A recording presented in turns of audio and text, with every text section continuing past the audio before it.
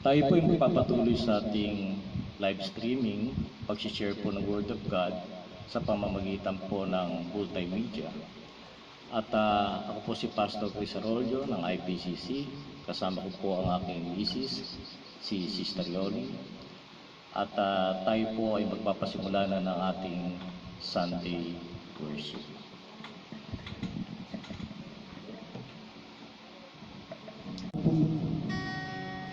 Salamat po, Panginoon, sa kapatawaran ng aming mga pagkakasala at patuloy na pagkaisahin mo ang aming mga puso.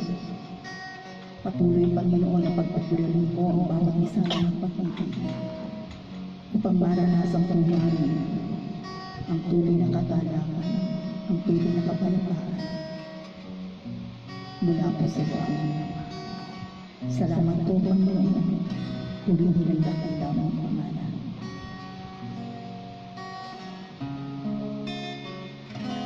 Nagsusumamo, nagpapakumbaba, O Diyos kami, patawarin sa aming sala, sa pagkakabahagi, sa pagkakampi-kampi, sa kawalan ng pag-ibig sa isa't isa. Nagsusumamo,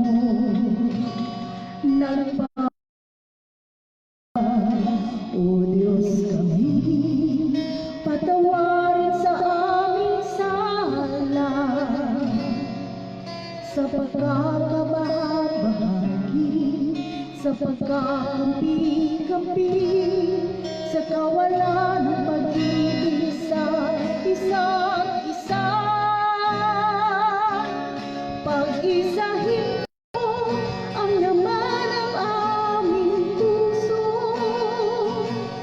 Pag-isahin mo ang laman ng aming isipan.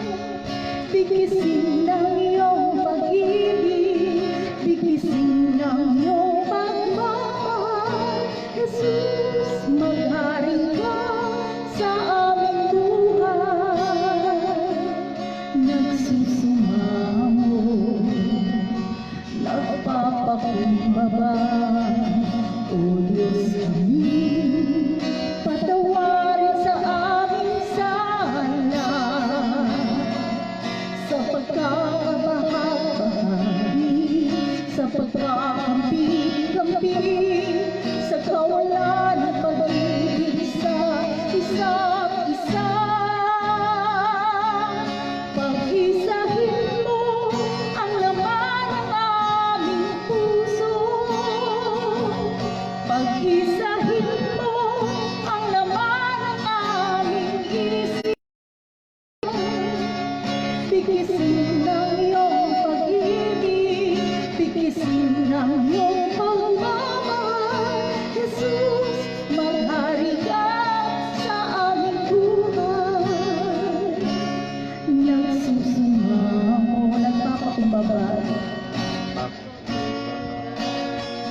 O Diyos kami, patawarin sa aming sala,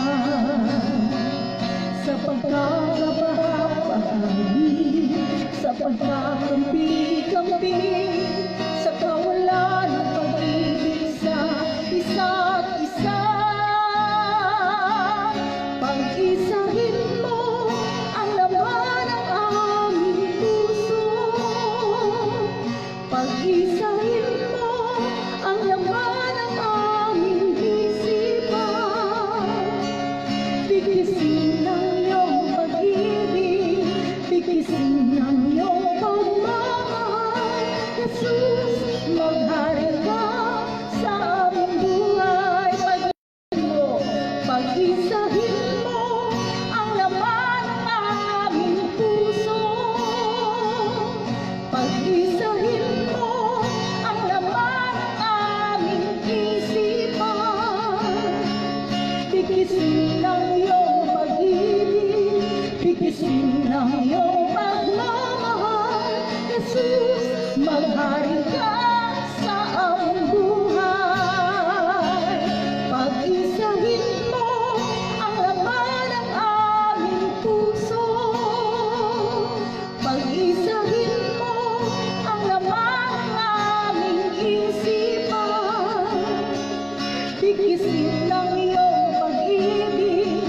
tikisin ang iyong pagmamahal.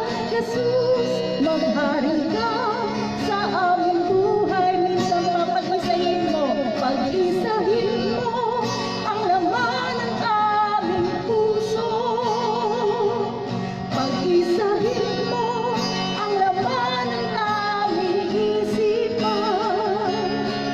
Tikisin ang iyong pag-ibig, tikisin ang iyong pagmamahal. Jesus, maghari ka sa aming buhay. Tikisin ang iyong pag-ibig, tikisin ang iyong pag-ibig, tikisin ang iyong pagmamahal.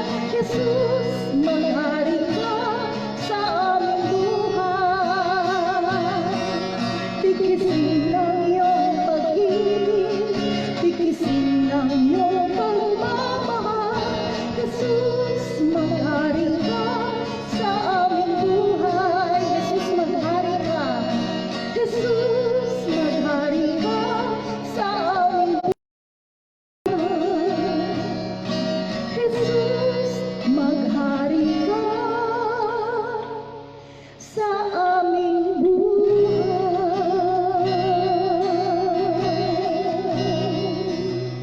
Amen. Patuloy na bibigyan mo kami ng iyong pag-ibig, Panginoon. Patuloy na maghari ka sa buhay ng bawat isa. Ikaw ang aming kagalangan at kalakasan. Ikaw Ang kagalakan ko, Panginoon, ikaw ang kalakasan ko.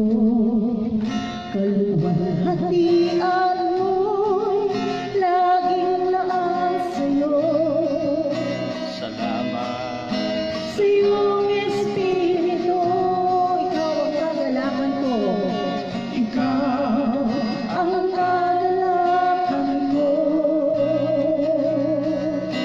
Panginoon, ikaw ang kalakasan ko. Kaluwalhatian mo'y laging kasama ko. Salamat sa iyong Espiritu. Aawitan ka, aawitan ka ng hallelujah. Panginoon, ika'y sinasamba.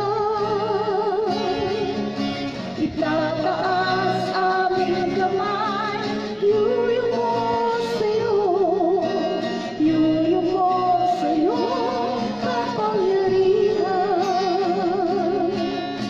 Ikaw ang kagalakan ko, Panginoon. Panginoon, ikaw ang kalakasan mo.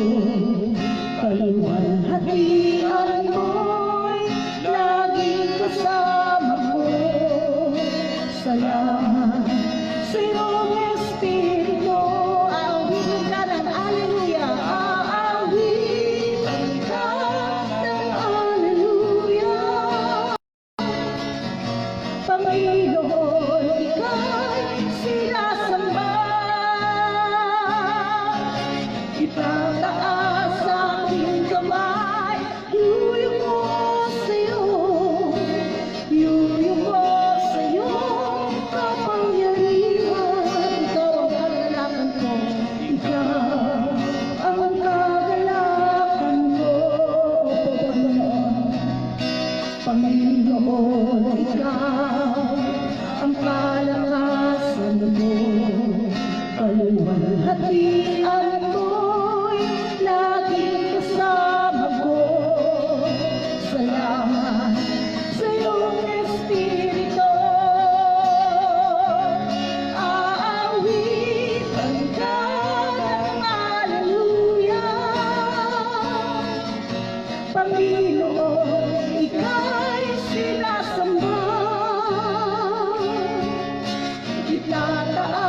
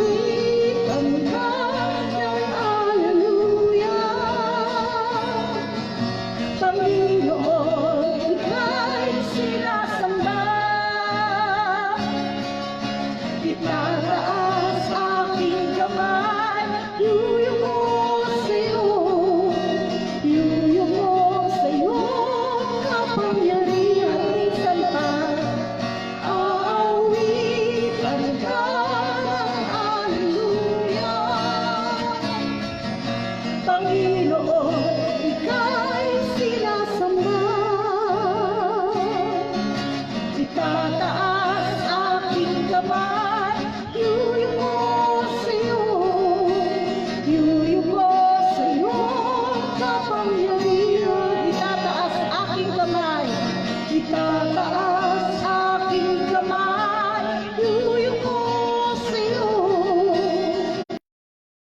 sa'yo, kapangyarihan.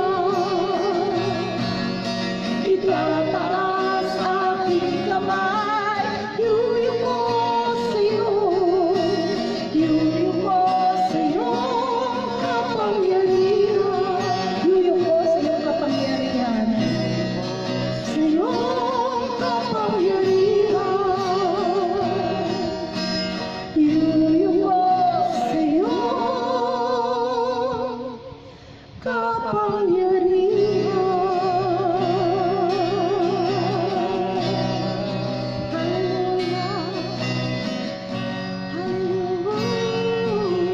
Ikaw sa iyong kapangyarihan. Kami kapudulong sa iyong paanan, Namin sumasamba, Hati luluwalhati sa'yo, luwalhati sa'yo. Salamat po. Hallelujah. Sa presensya mo.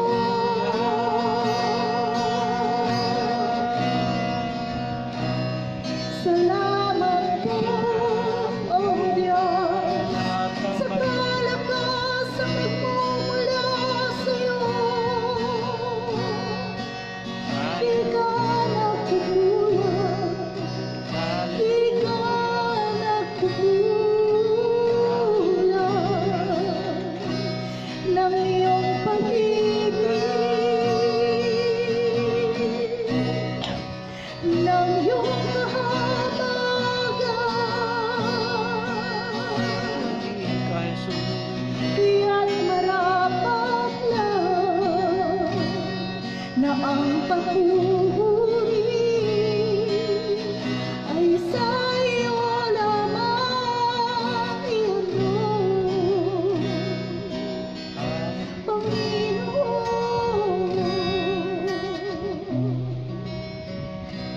Salamat po.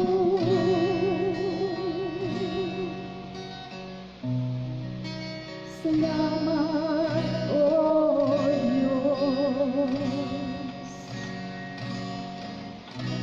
Salamat sa kabutihan mo, sa biyaya mo.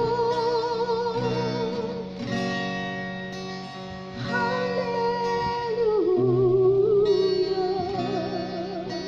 Ka, Panginoon. Salamat, O Diyos.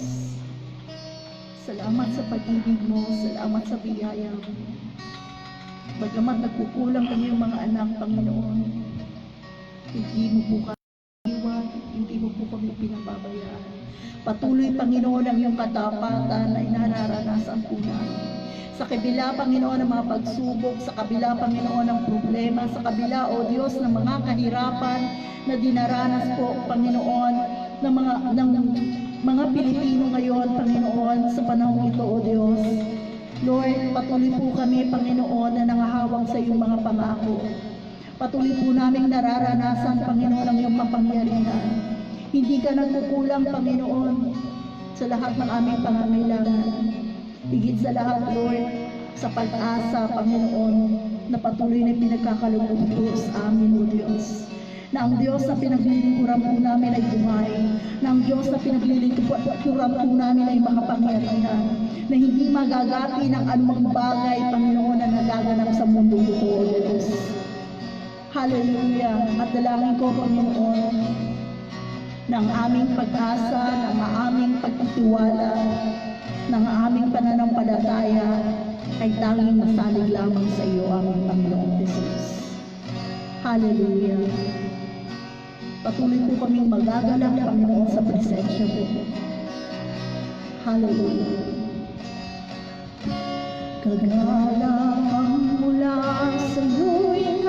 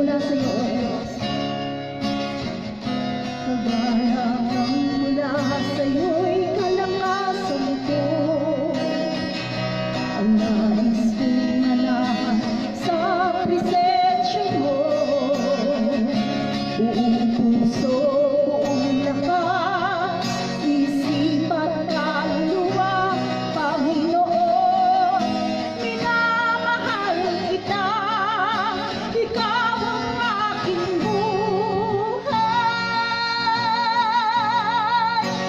at pag-asang tunay.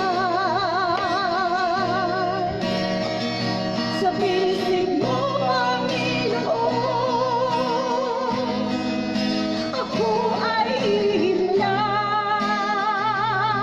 Tamis ng iyong pag-ibig, tamis ng iyong pag-ibig. Nadarama ay langit. Sa piling mo, Panginoon, kailanman di ko magpapalit. Kagalakan mula sa iyo'y kalakasan ko. Kagalakan mula sa iyo'y kalakasan ko. Ang nais ko malang sa presensya mo. Buong puso, buong lakas, isip at kaluluwa, Panginoon, minamahal kita, ikaw ang aking buhay at pag-asang tunay. Sa piling mo, Panginoon, ako ay himlay. Tamis ng iyong pag-ibig, tamis ng iyong pag-ibig. Nadarama ay langit. Sa piling mo, Panginoon, kailanman di ko magpapalit. Ikaw ang aming buhay, ikaw ang aking buhay at pag-asang tunay. Sa piling mo, Panginoon, ako ay himlay. Tamis ng iyong pag-ibig, tamis ng iyong pag-ibig. Nadarama ay langit. Sa piling mo, Panginoon, kailanman di ko magpapalit. Awitin po natin mula sa ating mga puso. Ikaw ang aking buhay at pag-asang tunay. Sa piling mo, Panginoon, ako ay himlay. Tamis ng iyong pag-ibig. Nadarama ay langit. Sa piling mo, Panginoon, kailanman di ko magpapalit. Sa piling mo, Panginoon, sa piling mo, Panginoon, kailanman di ko magpapalit.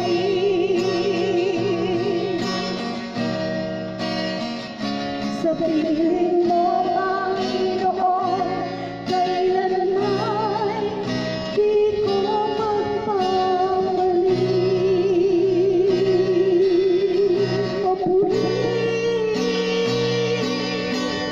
Purihin ang pangalan mo. Salamat, O Diyos. Salamat, Panginoon. Hallelujah. Panginoon, kulang po ang salita, O Diyos, ng aming kagalakan, ng aming pagpapasalamat sa iyo, O Lord. Salamat po, Panginoon, sa presensya mo na patuloy po namin nararanasan.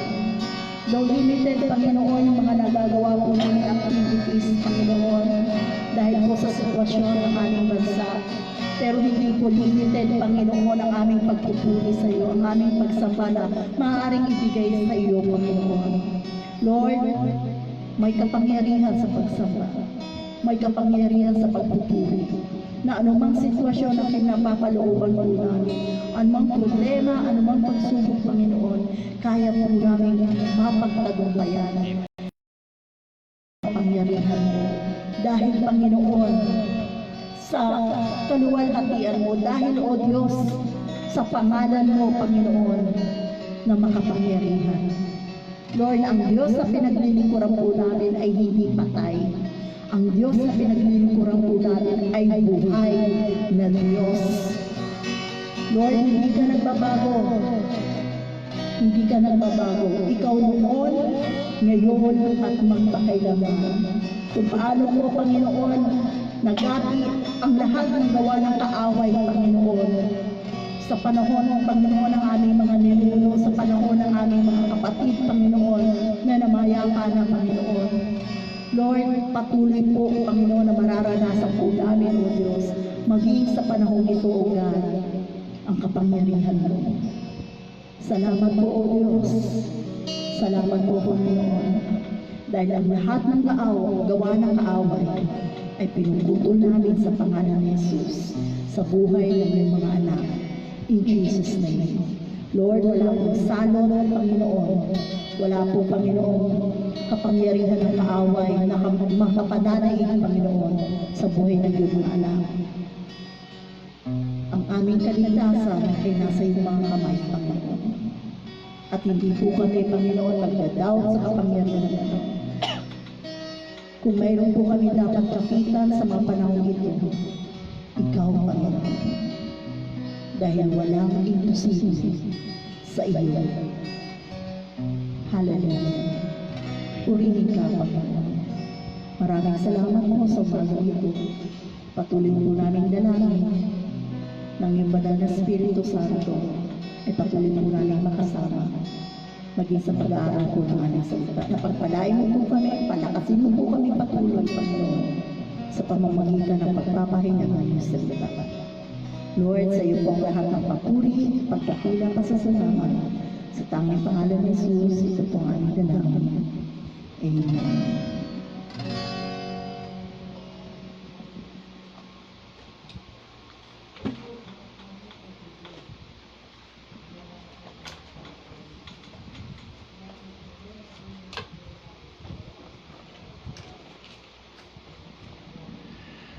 Puri po ang ating Panginoon. Muli po, magandang umaga sa ating lahat.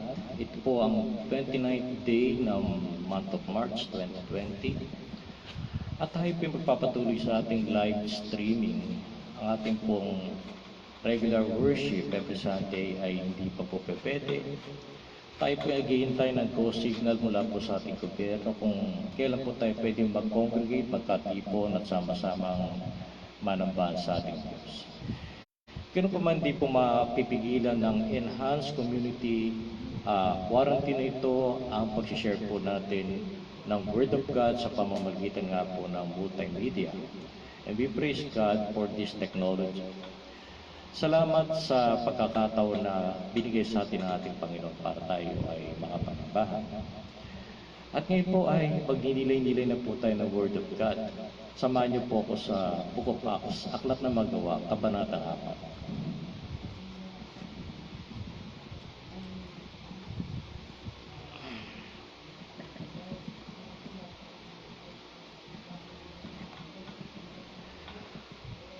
Aklat na Magawa, Kabanatang 4, mula 23 hanggang 31. Medyo mahaba po ito pero sana po makasabay po kayo sa pagbabasa po ng Word of God. Nang mapalaya na sina Pedro at Juan, sila nagpunta sa makasama nila at ibinalita ang sinabi ng mga punong saserdote at ng matatanda ng bayan. Nang marinig ito, sa nanalangin sa Diyos, sinabi nila, kayo po ang lumikha ng langit, ng lupa, ng dagat, at ng lahat ng nasa mga ito.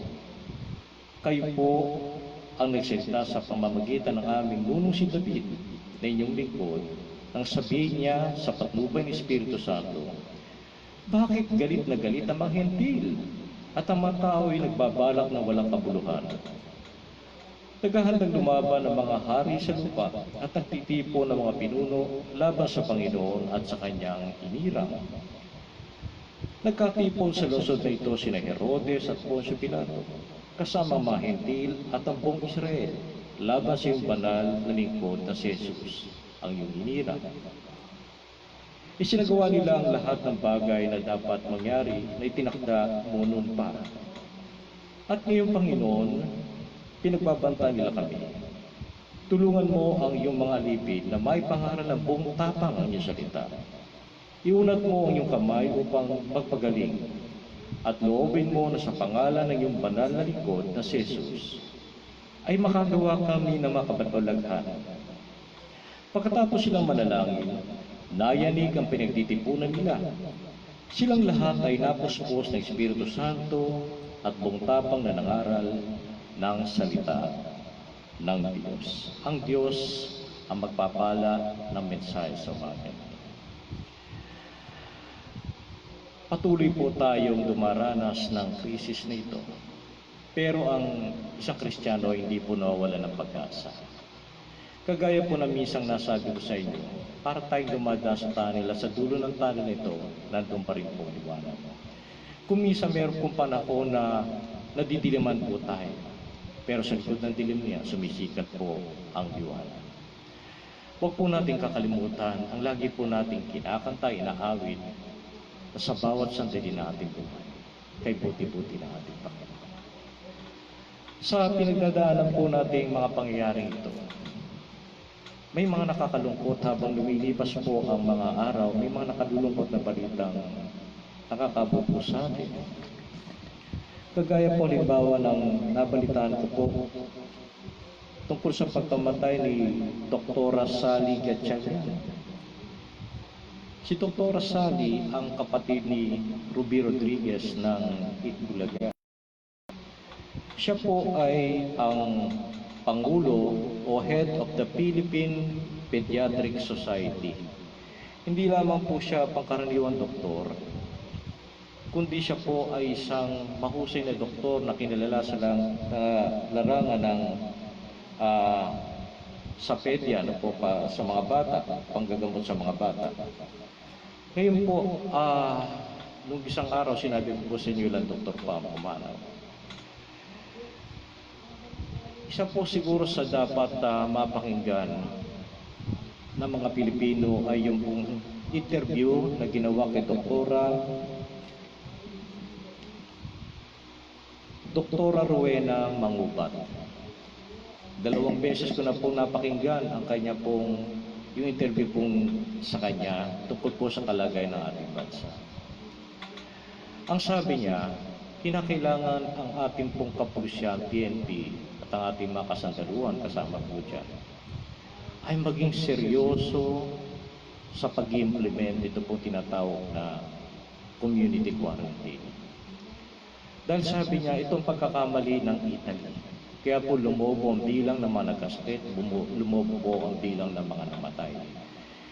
Kasi po nila yung quarantine na ito. At marami po sa mga babae nating Pilipino na parang hindi pa po nila lubusang isinasaloob ang pagpapahalaga po sa quarantine na ito. Ang sabi niya ay ganito, ang nababalitaan po natin ay hindi po yan ang talagang figure ng mga nangamatay at naapektuhan ito pong COVID-19 na ito. Sabi niya, may mga kasamaan kami na nakaratay po sa ICU, na naka-intubate, tinatawag na intubate. Kapag ka po pala naka-intubate na, ang sabi niya, para itong death sentence na. At nandun po yung mga doktor, nandun po yung mga medical staff. Hindi po nababalita ng marami ang nangyayari. Ngayon, maring may tanong nyo, Pastor, ano epekto niyan sa akin? Sila po yung mga frontliners kasi natin.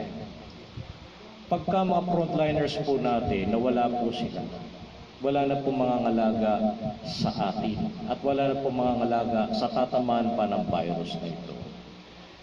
Meron po isang nag-estima ng ratio, si San Doktor daw po ay equivalent po no, sa populasyon po natin 33,000 na Pilipino. Sa kada isang doktor, 33,000 na Pilipino.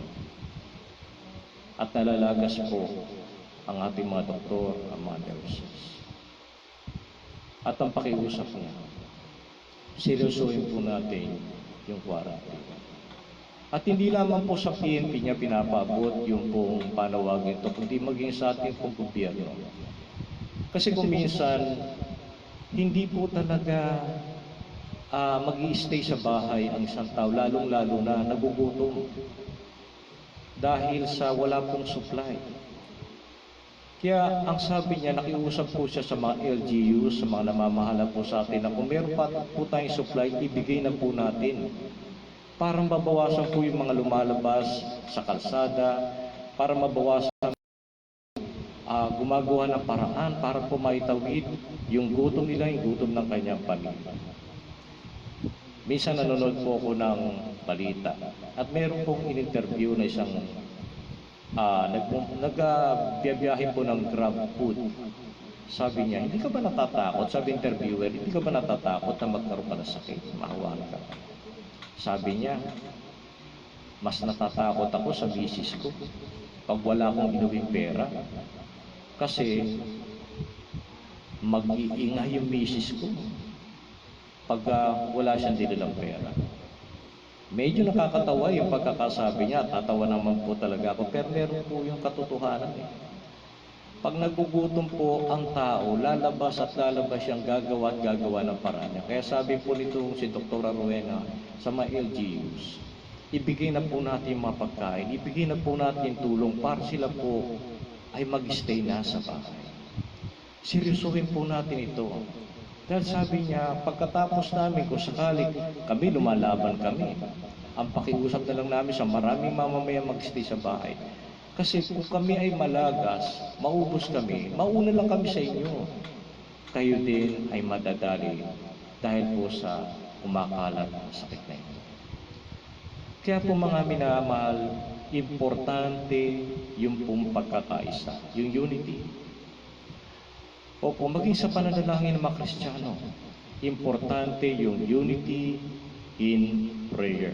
At naniniwala naman po ako na marami pong mga mananampalataya ngayon na talagang seryosong naglalaan ng panahon para katagpuin ng Diyos sa pamamagitan ng pananalangin. Mga minamahal, sa kabila po ng mga naisabi ko po na para bang babala sa atin, sa kabila po ng nakalulungkot na balita na nalagasan na naman tayo ng isang medical expert, sa kabila po ng parang wala pang solusyon ito, lalong-lalo na po sa US, sa Europe. Meron po akong isang nabasa rin po rito sa news. Ito po ay si Xiang Xinmin ng China. Siya po ang director of the China National Center for Biotechnology Development. Ang sabi niya ganito po. Sabi niya, yung pong drugs o droga, gamot na galing po ng Japan, ay nakatulong po ng malaki sa kanila. Sabi niya, itong ginawa ng mga Hapon, ang pangalan po ng drug ay Abigan, itong medisinang ito. At sabi po sa news na binasa ko, itong Abigan ay ginagamit na ng mga Hapon sa February pa. At ngayon, dito po sa lugar ng Wuhan, nag-improve na po sila eh. Declining na po yung nagkakaroon po ng virus sa kanila, na afflict itong virus ito, na-infect, ano po. Sabi niya, itong droga na ito, itong medisinang ito, very safe and clearly effective. No clear side effects. At nirekomenda ng China ang gamot na ito panlaban sa virus ito, coronavirus. I pray ng drogang ito o tumedisinang ito ay makarating din po sa atin. Ang balita ko po sa China, malapit na po nilang buksan yung kanilang mga airport muli doon. Liban na lang doon sa lugar ng Wuhan. Yung mga airport nila sa paligid ng Wuhan na ganyan, malapit na po nilang buksan dahil sila po ay nakaka-recover na. At sa Japan naman po, sila po kasi ang host ng Olympics itong dito pong 2020. Yung committee po nila gusto po sanang ituloy. Kaya lang maaaring magkaroon po ng delay dahil nga po yung Canada ay hindi daw pagpapadala ng mga atleta. Pero ang Japan po ngayon, talaga pong nasa proseso na sila ng recovery. Mangyari din po nawa ito sa atin po sa Pilipinas. Unity, importante po yan. Sa ating mga mananampalataya, importante po ang pagkakaisa. Opo. Dito po sa tagpong ito, sa prayer na sinabi ng malagad ni Apostol Pedro, si Apostol Juan, ito po ay nangyari matapos po na sila ay hulihin. Dahil po yung lumpo ay pinagaling nila sa pangalan ng ating Panginoong Hesus. Ginamit nila ang pangalan ng Panginoong Hesus at ang isang lumpo na mahigit 40 taon na ay muli pong nakatayo. At maraming tao sa pangangaral ni Pedro, mga 5,000 kalalakihan, ang sumampalataya sa ating Panginoon dahil po sa nakitang himala at dahil po sa mensahe na salita ng Diyos. Ngayon po yung mga leaders, mga saserdote, yung bantay ng templo, hinuli ang malagad na ito. At eto po, dinila po doon sa kanilang kapulungan. Bantaan, pinagbawalan na ipangaral ang Panginoong Hesus. Kasi po, pinapangaral nila na si Jesus ay muling nabuhay.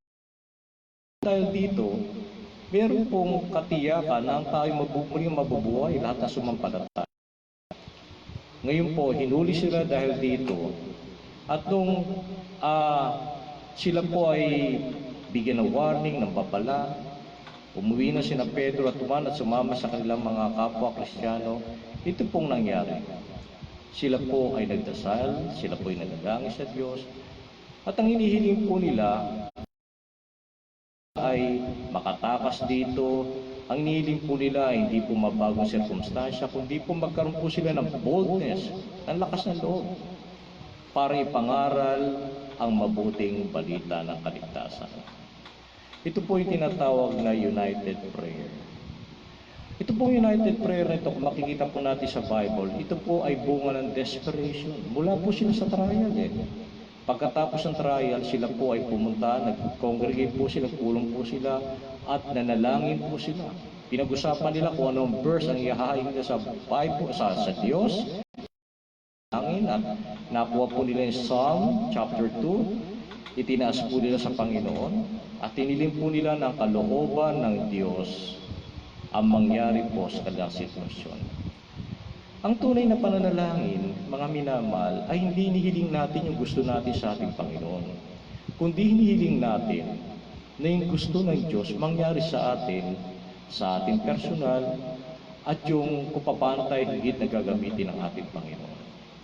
Kung minsan hinihiling natin ito, hinihiling natin yung ganyan, pero ang pundasyon ng pananalangin ay kagaya ng sinabi ng ating Panginoon, Thy will be done on earth as it is in heaven.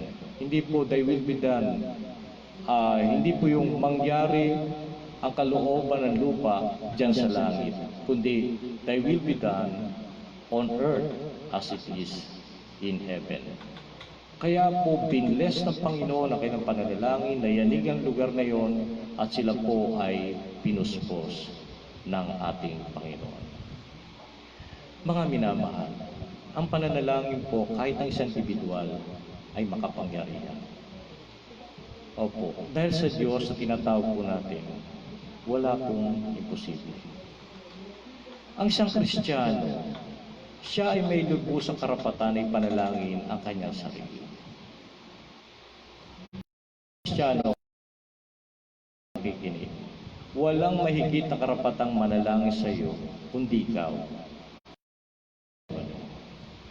Ang kapangyarihan ng pananalangin yun na individual para sa kanyang sarili, ayon sa kalooban ng ating Panginoon, ay nabigyan ng testimony ng isang, narito po sa librong ito, The Blessing of Favor ni Kate McVeigh.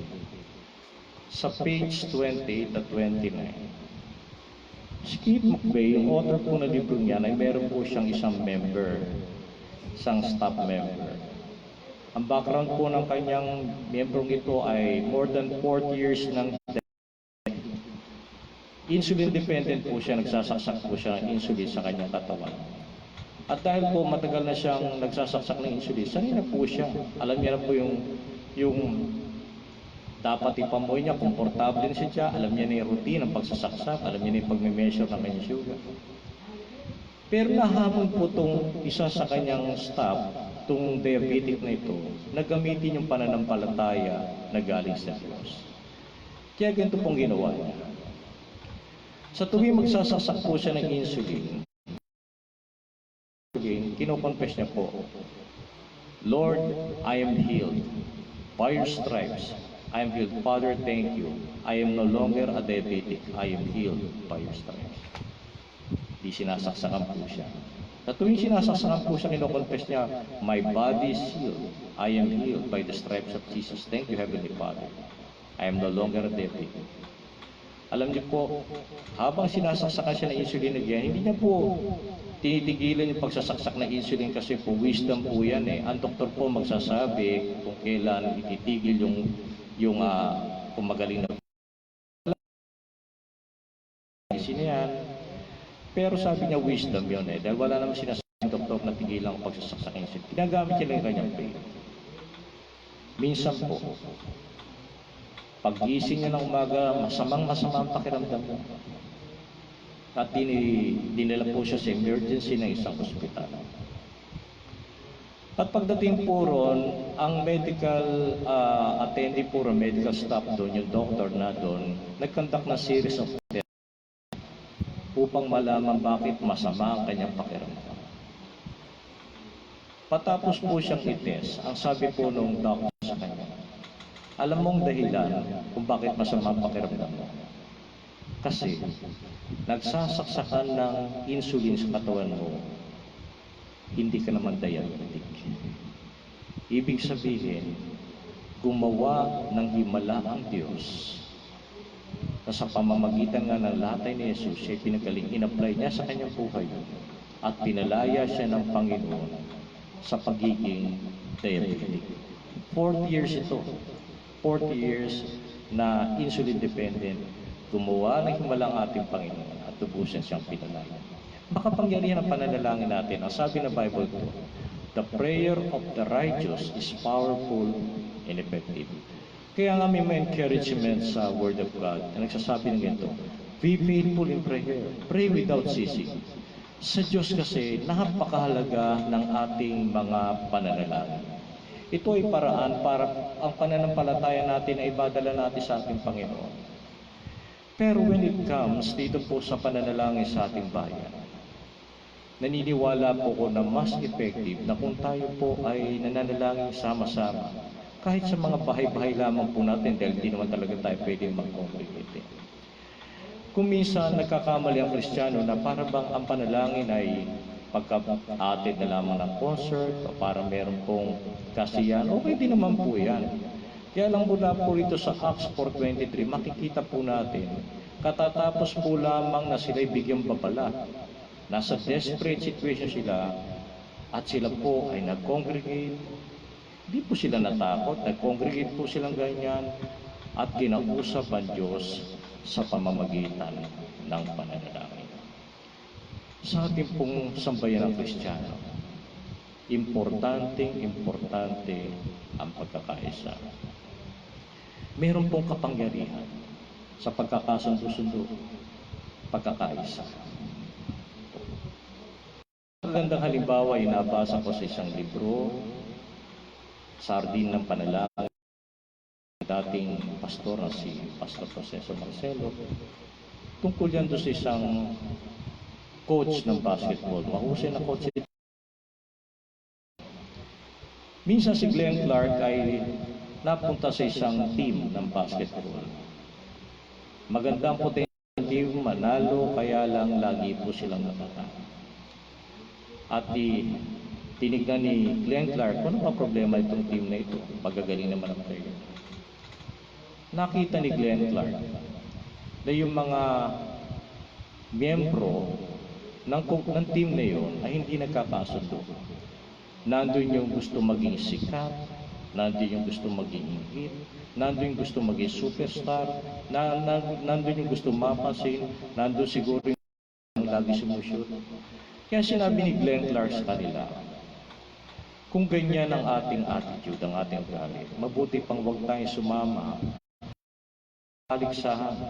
Di tayo pwedeng sumama sa mga kompetisyon kasi tihadong matatalo lamang tayo. Kaya ang ginawa na itong magaling na coach ito si Glenn Clark, siya po ay nagpanahon para po sabihin sa kanila ang importansya ng pagkakaisa, pagtutulungan sa hardcourt sa basketball. Kasi ang basketball ay hindi po pang-isa lang yan. Kaya nung natutunan na po nila attitude sa paglalaro ng basketball, sunod-sunod na panalo ang kanilang natanggap na kampiyonato. Kasi po, hindi nilang basta tumitira po ang isa sa malayo. Kumahanap po sila ng mapapasahan, lalong-lalo na po yung malapit sa ring, para po ika nga ay sure ball.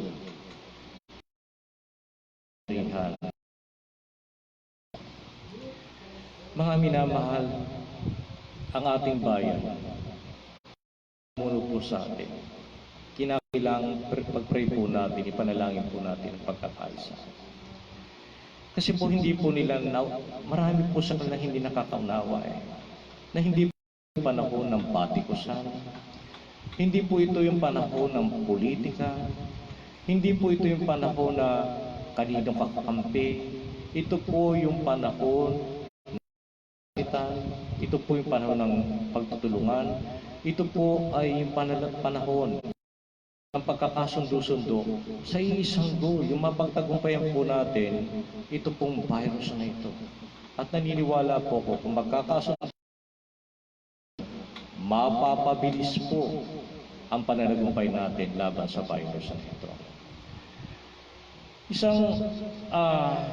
Yung speaker po ng Malacanang, speaker ng gobyerno, si Carlo Nograles, sinabi niya, hindi totoo yung malitang pa na extension itong quarantine ito. Kasi po ang target, kung di ako nagkakamali, April 14, tatanggalin na. Lift na yung community quarantine. Ngayon nagtatanong lamang po ko sa isipan ko. Paano kung halimbawang mataas pa yung bilang ng mga nai-infect ng virus na ito? Paano yung supply na nanggagaling sa gobyerno?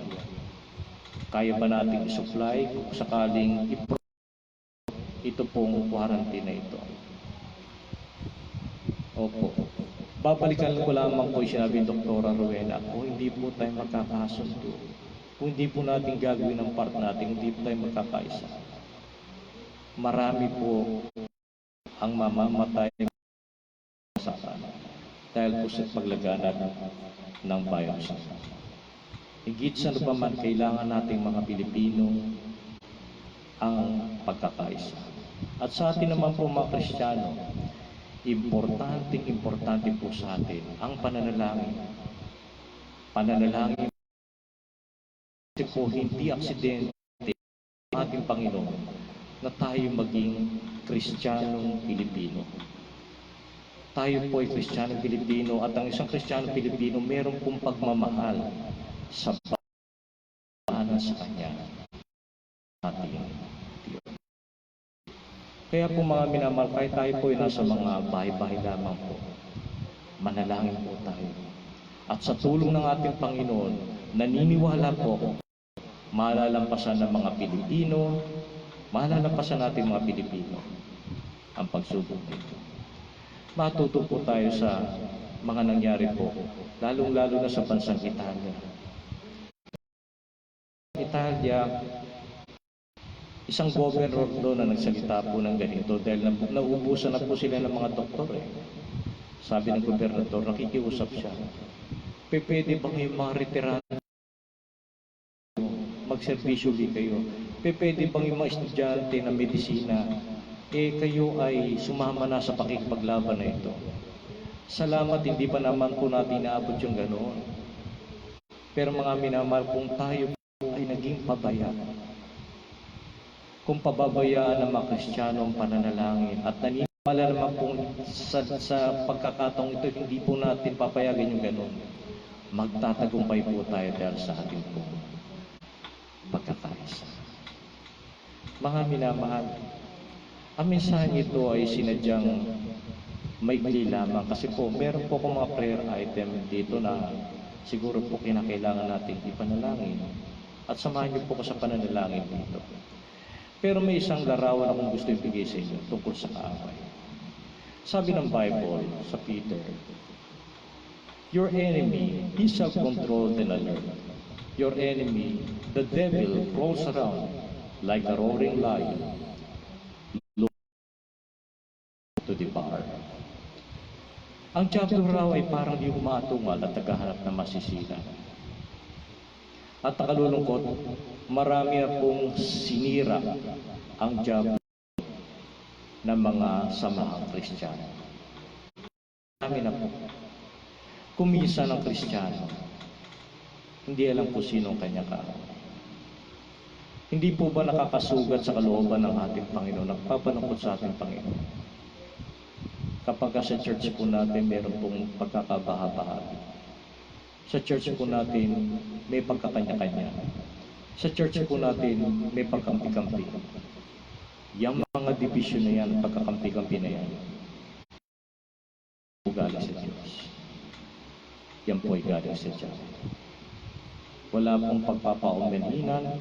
Kumisan, ganito pagka-proyekto ko, nandun ang aking pera, nandun ang aking lakas, nandun ang aking panahon, pero pagka-proyekto na iba, walang pakialam.